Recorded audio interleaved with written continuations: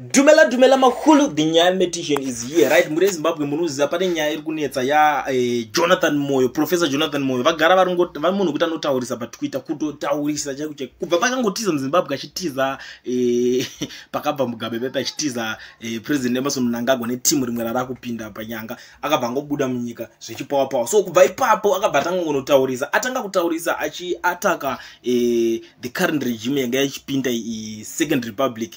Achiataka Second Republic akabva ono apa mberi kuti team racho raida kusaidira ameno zvakazoya kwa ari kuti avakamushayisa mukana kana vakatanga kusamuterera here kana kuti chi ndobva vatanga kumuignore vomusiya akadaro. So akabva atanga kuataka team rana Chamisa akatanga kuti hey Chamisa this almost every day anoita kuti Chamisa this Chamisa that like akabva amboposta mazuva adarika zvikanzi achasara kutoisa party uchatolonja color pink ndo inenge yangosara because ungochinja makala and stuff achiradza kucriticize. But panapa muRezimbabwe ndiri kuona tweet yakapindurwa nayo nemwana wa Mugabe anoitwa iye Bellarmine Chatunga mukomana kutaurisa akanyora akati Jonzo kana wakanyanya iwo chingodzokera kuZimbabwe unovhura party yako ine musoro sewako haikona kungowawata.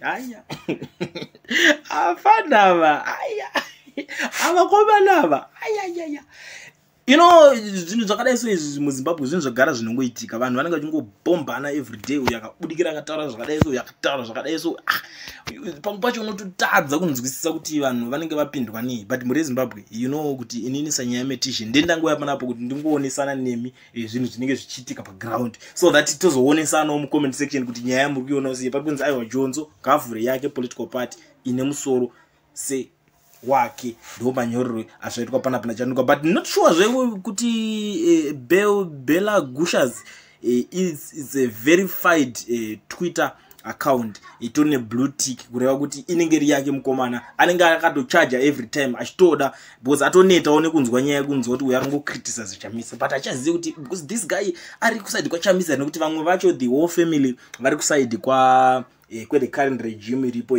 vanotomboenda kumarali kana kuma inauguration vanenge vachiatenda but iye ari one ndiye the only guy asina nguva yekuita izvozvo asina nguva yekutera achiita izvozvo anenge achikuita zvake ega. I am sure anenge akuita achibuda mbijana side rake ranofarira.